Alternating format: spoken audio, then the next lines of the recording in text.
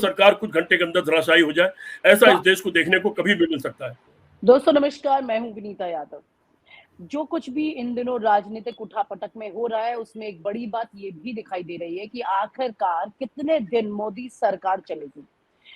नायडू की बात करें, नीतीश की बात करें, बिहार में भी काफी कुछ उठापटक हो रही है। चर्चाएं हो रही हैं कि बिहार कहीं केंद्र ना बदल दे। तमाम तरह की तस्वीरें सामने निकल के आ रही हैं, लेकिन नीतीश और नायडू आखिरकार मोदी के साथ लगातार जो बने हुए हैं, उसके पीछे ऐसी क्या वजह है कि कोई बड़ी शर्त जो खुलकर उन्होंने सामने रखी वो पूरी नहीं हुई, उसके बावजूद भी लगातार मोदी सरकार के साथ वो बने हुए हैं। और जैसे ही उनका समर्थन हटता है, सरकार गिर जाती है, मोदी का पूरा दम खत्म हो जाता है। ऐसी तस्वीरें क्या बन सकती हैं? आइए बात करते हैं डॉक्टर सीपी राय जी से और उन्हीं के साथ इस चर्चा को आगे बढ़ाएंगे। सर बहुत बहुत शुक्रिया। बड़ा सवाल ये कि सर नीतीश और नायडू आखिरकार ऐसी कौन सी बात है जिसकी वजह से वो दोनों अभी तक मोदी के साथ बने हुए हैं, बावजूद इसके कि उन्होंने जो शर्त रखी थी, जैसे कि बिहार को विशेष राज्य का दर्जा देना, ये सब कुछ मोदी सरकार ने इसके लिए कोई स्पेशल एफर्ट्स नहीं किए।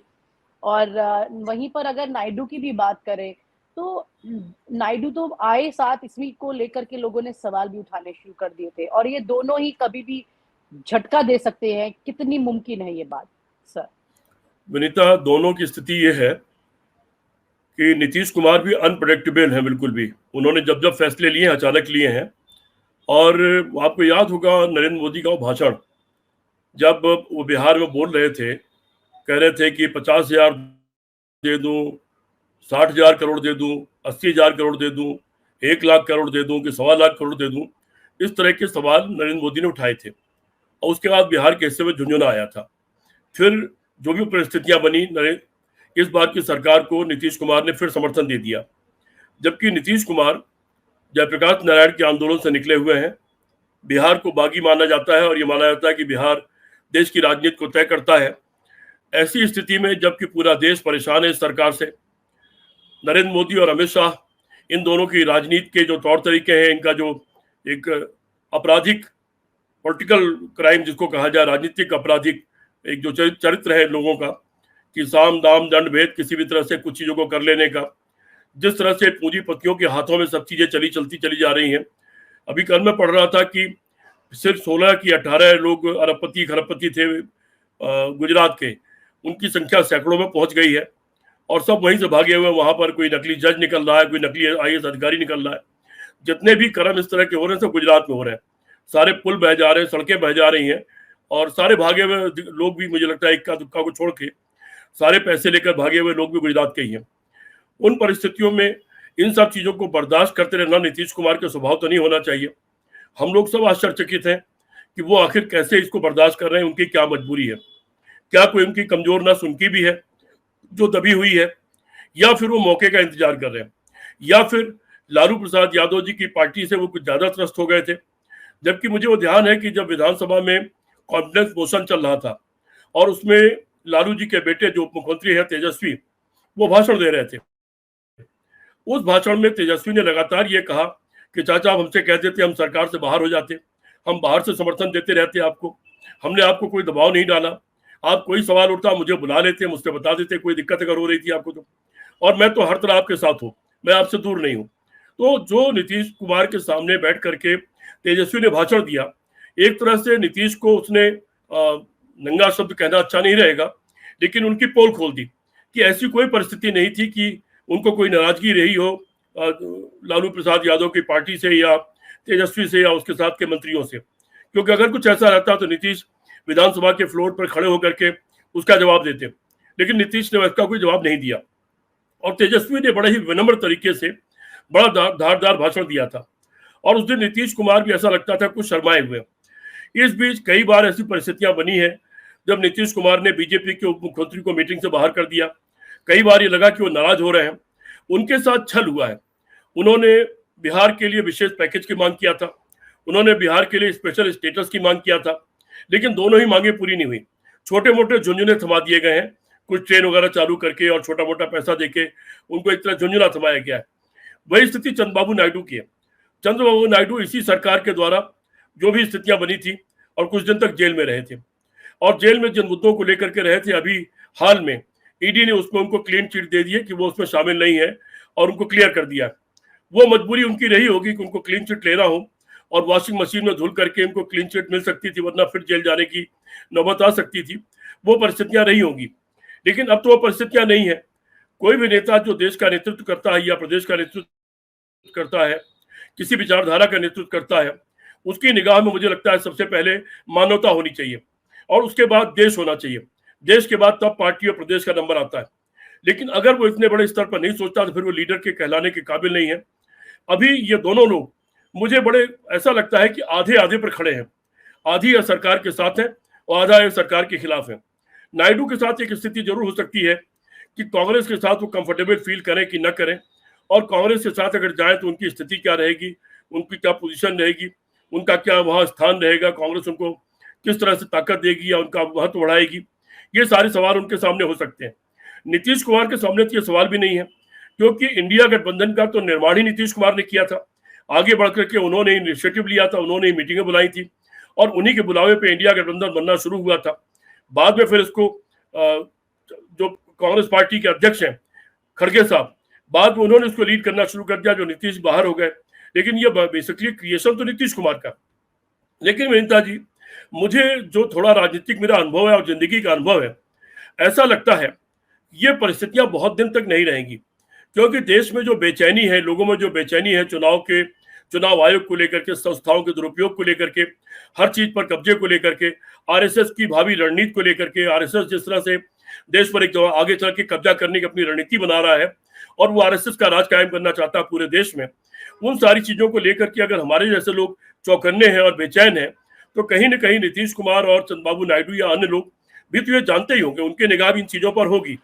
तो मुझे ऐसा लगता है कि एक दिन कोई ऐसा हो सकता है अचानक, क्योंकि सरकारें जब गिरती है तो अचानक गिरती है, और कोई भी दिन ऐसा हो सकता है कि अचानक चंद्रबाबू नायडू हो, नीतीश कुमार या कुछ अन्य लोग भी हों, वो अचानक फैसला कर लें कि हम इस सरकार के साथ नहीं है और वो सरकार कुछ घंटे के अंदर धराशायी हो जाए। ऐसा इस देश को देखने को कभी भी मिल सकता है। तो मतलब सर आप ये कह रहे हैं कि ये कभी भी हो सकता है, मतलब कभी भी किसी भी दिन अचानक से सरकार गिर सकती है, ऐसा आप कह रहे हैं? जी विनीता, मैं यही कह रहा हूँ। नायडू और नीतीश दोनों इसलिए कि विनीता मैं एक मिनट तो देखिए, इसलिए कि कोई सरकार क्यों चलनी चाहिए? कोई सरकार इसलिए चलनी चाहिए कि सरकार देश में बहुत तरक्की कर रही हो, देश की आर्थिक स्थितियों को बहुत अच्छा बना रही हो, देश की सीमाओं की सुरक्षाओं को बहुत मजबूत रख रही हो, देश के सामाजिक ताने बाने, सामाजिक ढांचे को मजबूत कर रही हो, देश में रोजगार का क्रिएशन इतना कर रही हो कि उसका फायदा प्रदेश और जिले लेवल के हर सभी लोगों को मिल रहा हो, कोई सरकार देश को मजबूत कर रही हो, तो किसी भी जो सरकार सर, मेरा सवाल ये था सर कि नीतीश और नायडू दोनों ही अच्छे मंझे हुए नेता है, राजनीति के गुर जानते हैं। ऐसी क्या मजबूरी है कि उनकी बातें भी पूरी नहीं हो रही हैं और उसके बावजूद भी वो इस वक्त समर्थन दे रहे हैं? मतलब कि बीजेपी में खुद इंटरनली कई बड़े नेता मोदी के साथ नहीं है, लेकिन यहाँ पर बाहरी ये दो नेता जो मतलब एक तरह से देखा जाए, जब तक नंबर गेम नहीं आया था तो 3 में ना 13 में वाली परिस्थिति थी कि कुछ भरोसा नहीं था। नीतीश के लिए भी लोग ये तक आंकलन लगा रहे थे कि कुछ नहीं पता, क्या पता चुनाव के परिणाम आने के बाद ये इंडिया गठबंधन के साथ ही हो जाए। और खुद तेजस्वी ने इंडिया गठबंधन की तरफ से कई बार कोशिशें भी करी हैं, एक प्लेन में सफर करते दिखे, कभी मुलाकात के दौरान दिखे, अलग अलग वक्त पर। लेकिन नीतीश और नायडू की ऐसी क्या मजबूरी है कि वो लगातार मोदी के साथ इसमें खड़े हुए हैं? चंद्रबाबू नायडू के साथ तो बल्कि उनके पास तो रिवेंज तक का अच्छा खासा मौका रहा, उसके बावजूद भी इसको लेकर के पूरे देश में ही मुझे लगता है सवाल है। जो राजनीति के शास्त्री हैं, जो राजनीति को सोचते समझते हैं, राजनीति के बारे में विचार रखते हैं, उस पर निगाह रखते हैं, ये सवाल दोनों सभी के मन में है और सारे लोग, मेरे मन में भी यह है कि आखिर इन लोगों की क्या मजबूरी है कि उस सरकार को ढो रहे हैं जो सरकार देश के लिए बहुत बुरी साबित हो रही है। अर्थव्यवस्था ध्वस्त हो चुकी है, महंगाई 40-45 साल की सबसे बड़ी महंगाई है, 45 साल की सबसे बड़ी बेरोजगारी है, चीन ने हजारों वर्ग किलोमीटर जमीन हमारी घेर लिया है। अब वो चीन ने भी झुंझुना थमा दिया है, इनके कुछ स्वार्थ होंगे, उसकी भी कहानियां सामने निकल कर आ जाएंगी कि आखिर क्या कारण है जो अभी बातचीत हुई है। वैसे उसमें रशिया का रोल है, क्योंकि अमेरिका चाहता है कि चीन से भारत लड़ ले और रशिया चाहता है कि भारत और चीन की लड़ाई न हो। बल्कि जो ये खेमा है ये मजबूत रहे। कल को चीन अगर आंख दिखाए तो भारत एक बैलेंसिंग फोर्स के रूप में काम करे, उसके रूप में रूस भारत को इस्तेमाल करना चाहता है। तो रूस ये जरूर चाहता है कि चीन और भारत आपस में आमने सामने टकराव की स्थिति में ना आने पाए।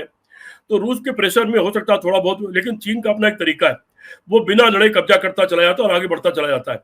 और वो 4 कदम आगे जाने के बाद फिर 1 कदम छोड़ देता, बोले देखिए हम तो पीछे हट गए। इसी तरह की कोई हालात जो लद्दाख में बात हो रही है कि लद्दाख से कुछ वो पीछे हटने की बात हो रही है, तो वो इसी तरह की बात हो रही है। इन परिस्थितियों में जब देश की सीमाएं सुरक्षित नहीं है, देश की अर्थव्यवस्था सुरक्षित नहीं है, देश में रोजगार है नहीं, एमएसएमई के रोजगार सब घटते चले जा रहे हैं, देश बर्बादी की कगार पर है, देश की सारी संस्थाएं बहुत बुरी हालत में है, देश में चुनाव को लेकर, चुनाव आयोग को लेकर अविश्वास पैदा हो गया है। तो इस तरह के तमाम जो हालात हैं, देश मुझे लगता है कि किसी भी सरकार में, चाहे वो थोड़े थोड़े दिन की सरकार क्यों ना रही हो, यहाँ तक कि बीजेपी की 13 दिन या 13 महीने की सरकार क्यों ना रही हो, कभी देश इतना बेचैन नहीं था। देश के लोग और देश के चिंतनशील लोग इतने बेचैन नहीं थे जितने बेचैन और जितने असुरक्षित अब है। और जितना आक्रामक तरीके से आरएसएस लगातार अपने हाथ पैर फैला रहा और अपने पंजे फैला रहा है, और वो इस चक्कर में है कि एक दिन ऐसा आए कि उसका कब्जा हो जाए और वो शासन करने लगे और उसके शासन में ये देश चलने लगे और दूसरा कोई दल ना हो, कोई नेता ना हो, बाकी लोग या तो जेल में होंगे या सरेंडर करके हाउस अरेस्ट में होंगे। ये आरएसएस की अपनी प्लानिंग है, यही वो चाहता है, इसी के लिए वो काम कर रहा है। ये सारी चीजें होने के बावजूद ये लोग आखिर कैसे बर्दाश्त कर रहे हैं? और सिर्फ सवाल इन लोगों का नहीं विनीता, 100 से ज्यादा एमपी ऐसे जो आरएसएस और बीजेपी के नहीं है। बीजेपी में 100 से अधिक एमपी हैं जो पुराने कांग्रेसी हैं, अन्य दलों के हैं, वो बीजेपी के नहीं, आरएसएस के नहीं है वो, और अपमानित हालत में वो बीजेपी के अंदर पड़े हुए हैं। जिन लोगों के बड़े नाम हुआ करते थे जब वो कांग्रेस में या दूसरे दलों में हुआ करते थे, वो बीजेपी में जाने के बाद में कहाँ खो गया पता नहीं चलता है। वो लोग क्यों बर्दाश्त कर रहे हैं, अपमान क्यों बर्दाश्त कर रहे हैं, ये बड़ा सवाल है। इसीलिए मैंने कहा कि एक दिन अचानक ये गुब्बारा फूट सकता है, क्योंकि कभी भी बहुत चीजें बहुत दिनों तक बर्दाश्त नहीं की जाती। मैं आपको एक उदाहरण दे देता हूं। कांग्रेस की सरकार हुआ करती थी, अचानक रात को 12 बजे आप उठते थे, तब टीवी हुआ नहीं करता था। जब सुबह आप जगते थे तो पता लगा रात के 12 बजे मुख्यमंत्री बदल दिया गया, गुंडू राव बदले गए, कभी कोई बदला गया, कोई बदला गया। और इसी को सवाल बना दिया था एनटी रामाराव ने। एनटी रामाराव जबकि एक फिल्म के अभिनेता थे, लेकिन उन्होंने इसी को सवाल बना दिया और आंध्र प्रदेश की अस्मिता के सवाल पर उन्होंने एक अलग जगह दिया उन्होंने। अब परिणाम यह हुआ कि कांग्रेस पार्टी बहुत बुरी तरह हार गई और एनटी रामाराव भारी वोटों से जीत करके वहां के मुख्यमंत्री बन गए। तो होता क्या है कि वो चाहे कांग्रेस हो, बीजेपी हो, कोई भी हो, जब कोई भी आदमी ये करने की कोशिश करेगा कि वो जो चाहेगा वही होगा, वो जैसे चाहेगा व्यवस्थाओं को, सिस्टम को, लोकतंत्र को रौंदेगा, वो लोकतंत्र को बर्बाद करेगा, तो निश्चित तौर पर उसके परिणाम वही होंगे जो कभी आंध्र प्रदेश में हुआ और कभी दूसरे प्रदेशों में होता रहा है। और धीरे धीरे क्या होता है कि ऐसे दलों की नीचे की रीढ़ टूटती जाती है, नीचे के जो मजबूत लोग होते हैं वो कमजोर होते जाते हैं। जब आप एक हाथ में 10 बॉल लेकर के फेंकने वाला जो गेम आप खेलते रहते हैं, जो जादूगर दिखाता है, उस तरह का गेम खेलते रहते हैं, तो होता है कि कोई भी नहीं बचता और सब लोग कमजोर हो जाते हैं। और जब आपके सारे हाथ पैर कमजोर हो जाते हैं तो कहीं ना कहीं आप कमजोर होते हैं और उसका परिणाम आपको भुगतना पड़ता है। नरेंद्र मोदी और अमित शाह ने जो लगातार इस प्रदेश देश के साथ किया है, जिस तरह से अचानक वसुंधरा राजे जैसी इतनी सीनियर लीडर को, जिसके नेतृत्व में चुनाव लड़ा गया, उसको हटा करके बिल्कुल कल के एक नए लड़के को मुख्यमंत्री बना दिया जो अभी तक स्थापित नहीं हो पाया मुख्यमंत्री के रूप में। वही शिवराज सिंह चौहान क्या हुआ, उनको हटा करके एक नए आदमी को मुख्यमंत्री बना दिया गया। उसको अभी भी कोई आदमी, मुझे नाम याद नहीं कि मध्य प्रदेश का मुख्यमंत्री कौन है और राजस्थान का मुख्यमंत्री कौन है, मुझे दोनों के नाम अभी आज तारीख में याद नहीं। दोनों अपने को स्थापित नहीं कर पाए हैं। यही स्थिति छत्तीसगढ़ के मुख्यमंत्री की भी है। तो इस तरह से जब कोई करता है तो वो सिर्फ अपने नेताओं को कमजोर नहीं करता, बल्कि अपनी पार्टी को, अपने हाथ पैर को कमजोर करता है। हमारे हाथ पैर कमजोर हो जाए तो हम पूर्ण पुरुष नहीं कहलाते, पूर्ण मनुष्य नहीं कहलाते, पुरुष नहीं बल्कि पूर्ण मनुष्य नहीं होते हैं, हम अपाहिज होते हैं। वही स्थिति दलों के साथ होती है। तो ये विनीता हालत यही है, और ये बातें सब तक पहुंच रही सबकी जानकारी में। इसीलिए मैंने एक लाइन में एक बात कही कि किसी दिन अचानक हम रात को उठेंगे सोते हुए, चूंकि अब तो टीवी है, रात को देर तक आदमी देख करके सो के उठता है, तुरंत जानकारी मिल जाती है। नहीं तो वही हालत हो सकती है कि अचानक मालूम पड़े कि सरकार गिर गई और ये सारे लोग एक खेमे में जाके खड़े हो गए, और इस पर आश्चर्य नहीं होना चाहिए। बिल्कुल सर, क्योंकि जिस तरह की परिस्थितियां हैं, जिस दिन से सरकार का ये गठबंधन हुआ है, अभी तक कोई ऐसा झटका या ऐसी परिस्थिति नहीं आई है। लेकिन इन संभावनाओं से कतई इनकार नहीं किया जा सकता कि कभी भी अचानक नहीं, अभी आप देखो ना, वक्फ बोर्ड का सवाल है। कई ऐसे मुद्दे हैं जिसमें सरकार को पीछे हटना पड़ रहा है। कई ऐसे मुद्दे जो कमेटी में चली गई और कमेटी में जो ये समर्थन देने वाले दल हैं उन्हीं के लोग वहां पर विरोध कर रहे हैं। बहुत सारे ऐसे मुद्दे हैं। तो आपको दिख तो रहा है कि जो मुद्दे अब ये लोग मुसलमानों के खिलाफ बात कर रहे हैं, और वहां पर आंध्र प्रदेश चंद्रबाबू नायडू के यहाँ मुसलमानों को तमाम सहूलियत दी जा रही है, उनके लोगों को, उनके स्कूलों को, उनके मस्जिदों को तमाम तरह की सहूलियत दी जा रही है। तो बहुत तरह के कन्फ्लिक्ट इनके अंदर ऑलरेडी आ चुके हैं। बहुत सारे सवालों पर नीतीश कुमार भी मुखर होकर के अपनी बात कह देते हैं, किसानों के सवाल पर, डीएपी के सवाल पर, खाद के सवाल पर, बहुत सारे सवालों पर। तो कन्फ्लिक्ट नजर आ रहे हैं। ये अलग बात है कि वो गुलाम लोग जो कांग्रेस से या दूसरे दलों से जाके एमपी बने, उनका वो कन्फ्लिक्ट दिखाई नहीं पड़ रहा है, वो न औरतों के सवाल पर न पिछड़ों के सवाल पर, वो अभी वो मुंह नहीं खोल रहे हैं। लेकिन कब तक मुंह नहीं खोलेंगे?